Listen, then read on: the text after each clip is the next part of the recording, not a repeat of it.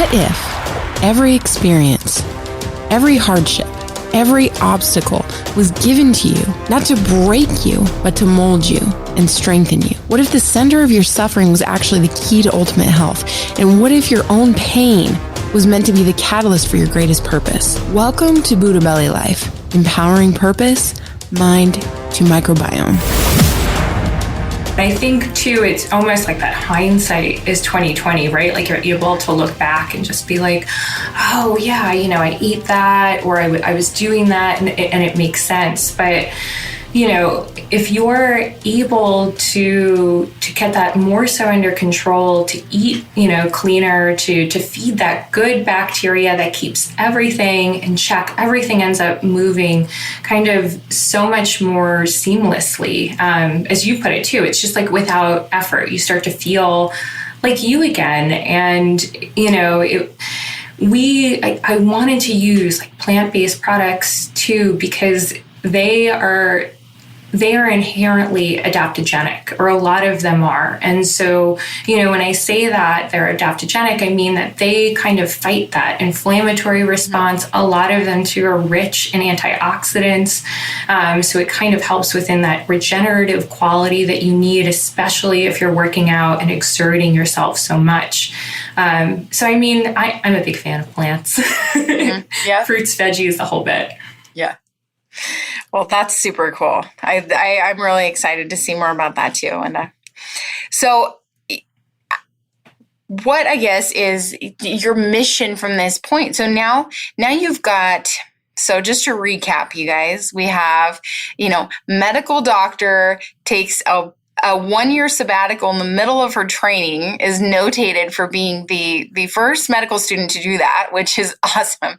For yoga and Ayurveda medicine study, comes back, finishes her degree, ends up getting into palliative end-of-life care, okay? And then going into basically advocacy during the pandemic. Whoa. And at the end of 2020 decides to, suit her soul and become an entrepreneur. Use that MBA that she carries. Cause if you're going to go for a doctorate, a medical doctorate, you might as well just get an MBA. Check it off, I know. My parents are so disappointed in me right now.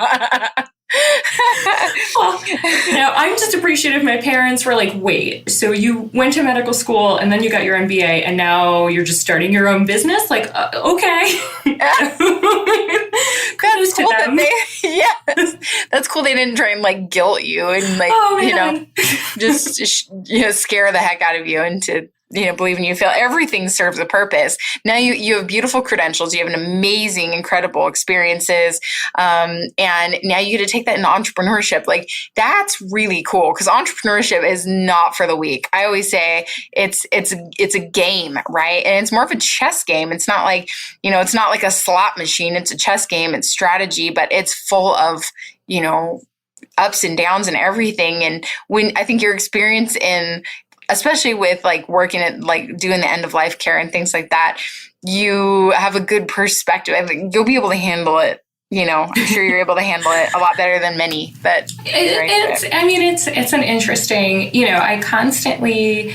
I feel a lot of the time, like I'm jumping out of the plane and simultaneously building the parachute while I'm reading the instructions, and like, I'm freaking out, but like, we could do this. This is going to happen. We need to do this. This needs to happen. It's a lot of that, type of experience. But I always, one thing that I loved about medicine that I still miss outside of the patient interaction was you felt like a detective. You were figuring stuff out based on clues, working your way through it in order to make sure that you're helping this patient.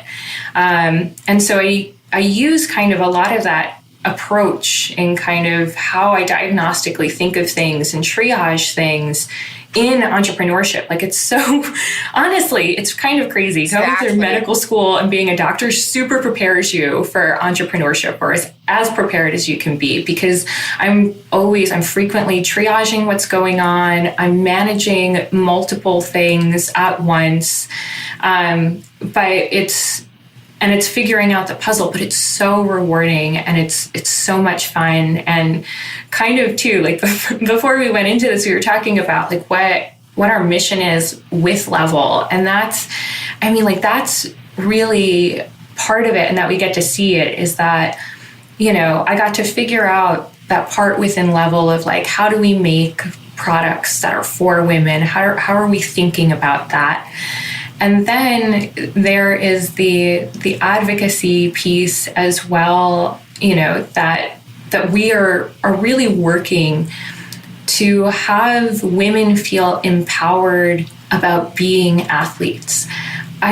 I can't tell you how many interviews we had, and I will say it was the majority of them, that the women that we spoke to, despite time qualifying for the Boston Marathon, running multiple marathons a year, doing multiple events, being a coach even, didn't consider themselves athletes because it might not be their primary area of focus, or they might as well be an executive or a mother or both, or it was a part of their life. And it was really heartbreaking to me and my co-founder, just that these women didn't want to assert that status. Like they didn't feel worthy of it. And what we want to do with our company, with Level, is we want to empower women of any age, any size, any color, that you are an athlete, no matter what level you're doing it. And we want to empower and fuel you to do your best. And to be there and to be supportive and to be this female-centered community. I hate that. I think it was much more prevalent 10 years ago, but there was always this feeling of like women don't want to help women, which I never felt that from other women. Mm-hmm. Like I feel like it was like men say that women don't want to help other women. Mm-hmm. Like we do. And that's what we want to do with Level, is be this sense of community that we're in this together. We're going to work through it. And, you're an athlete, and we are here to cheer you on at whatever level you are. And we are so excited to share your wins. And we, that's how we feel as a company. And that's just, you don't get to see that in I think other nutrition companies or sports food companies. It's how skinny or how sexy do you look as a woman, and that's what your role is. You're not an athlete. It's fine. Do you have a desire for fulfillment? Does helping people tap into their own health mentally, emotionally, and physically fire you up? Do you believe in the impact of the gut microbiome on overall wellness? You may be an HWCA coach. For more info on our cutting-edge health coach trainings, visit hwcacoach.com. I feel like too, like with the women piece, because I've worked with so many women, and I was a hairdresser for 7 years, like all that stuff. And I work with a majority of the coaches are all women. And I think that, and I'm one of 3 girls, so I have all sisters. I'm one of 4 girls. Are you? Oh, there you go.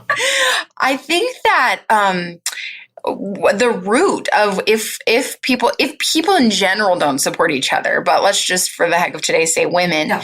The root is insecurity. The root is our insecurity of ourselves. And what's ironic, so we're afraid of somebody else's success or for them to be better or prettier or different or whatever, because it emphasizes where we already feel less than. And it's that awareness and healing that you can bring to people as individuals that then helps. The aftermath of that is that it's easier to build somebody else up. Like if you're living your dreams right now and you are, kicking butt in your business, you may not be where you want to be, but you're active, you're fulfilled, you're excited, you're happy. You are happy because you're doing something you really love. So when you see another female entrepreneur and she's talking about something she's done and a big win that she's had or something, you're like, yeah, because you feel camaraderie and you feel genuinely excited for her because you're not worried about feeling inferior to something. And so building, like you say, building that community, it's kind of like CrossFit. CrossFit does a really good job of doing that, you know? If you've ever gone to CrossFit, like one of my chiropractors told me the funniest story about his wife, and I've met her. She's so sweet. She's super cute. She's just this little thing. And I've done CrossFit a few times and I really enjoy it. I'm not, that type of athlete by nature. I have to strive very hard to do it, but he was saying his wife, she would do it with him when they were new. And he said that he said she'd always get so pissed when they would cheer her on for being the last person. I like completely related to that, like stop drawing attention to me. But because they were so good at just trying to empower everybody where they were at. And I feel like that's what you're talking about. And by empowering the individual, you can empower the collective because you help a person heal. Hurt people, right? Hurt people aren't mean because they are a healthy person. They're not healthy. They're not healed. They haven't dealt with trauma. They haven't dealt with insecurity. They talk about people or tear people down because it's a direct reflection of the state of their soul, you know? And so if you can recognize that and build that up, I just think that's a great piece of what you're trying to do. That goes beyond the typical, like, okay, women supporting women. Like, okay, but how? How? By helping each individual woman feel really powerful and healthy and strong and beautiful and all that. And then guess what? The side effect of that is that they aren't intimidated or uncomfortable or inferior to another woman, which means they pass on everything they're carrying with them. It's like a baton. That's exactly it. It's so lovely too to be a part of that community, and it ends up being. I'm a big believer in giving instead of looking to receive, and I frequently find too that in those times I'm giving is when I actually end up receiving the most, and that's what happens, and that's fantastic. But it's just so important to develop that and to strengthen that and to also just be like, it's okay. Like, we're here as a collective to go through this together. I also too, I don't want to not bashing men either. There are fantastic men out there, but you guys have totally had your time to shine. Like, it's been great. And we have some fantastic men who are level allies who are here supporting us as well. But, they too are just very much so about like, I want to support. I've seen, my partner, my daughter, my wife my sister deal with these things. And I want to try to help support in ways that I can. And so we are also too super appreciative of that. And I do want to give like a 5-second plug that a big part of what we do and part of our company is our athletes are really what drive how we look at our product, how we look at our brand, what we're really thinking of. And so if you are an athlete or a female athlete, we would love to talk to you and just hear about your experiences and just, learn more about you and share with you what we're doing with Level. So you can find us on Instagram at Level Nutrition, or you can find us on our website at levelnutrition.com. You can email us at team@levelnutrition.com. But we want to hear from you. So I really too, I want to put that emphasis out there that if Level sounds like something that's interesting to you and you want to make sure that your voice is heard in female athlete nutrition, like hit us up. We want to talk. Yes. Awesome. And you're doing so exactly what we covered in the previous episode is you're doing exactly what we talked about. Instead of taking a situation that feels complex or that, you don't care for, or something like, or instead of just being angry about, let's say, gender inequality or all these things, instead you said, how can I be effective in inspiring what I want to see. And I'm just going to go do it. Like, go do it.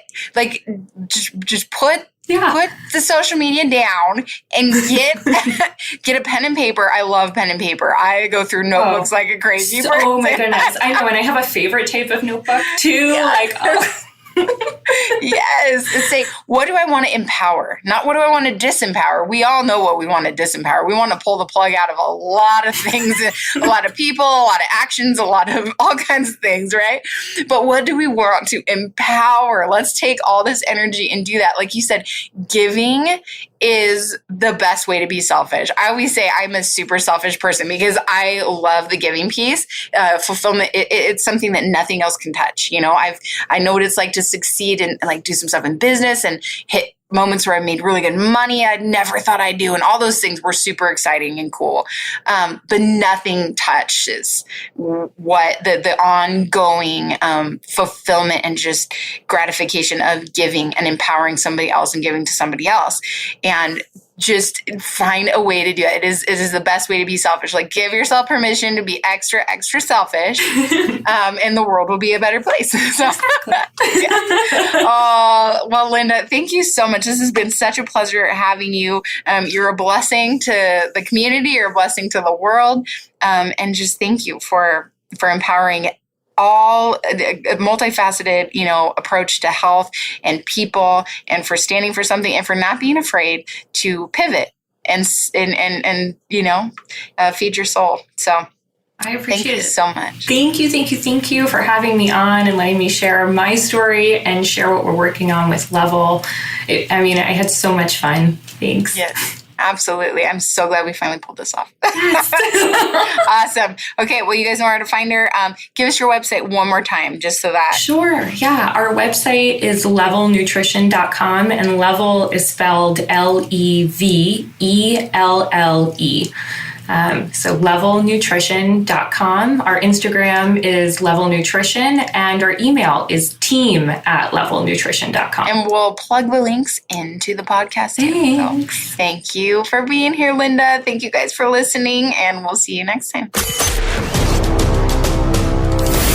Thank you for joining us for another empowering episode of Buddha Belly Life. For more information on gut health and mindset resources, visit buddhabellylife.com. And remember, heal yourself and then empower others to do the same.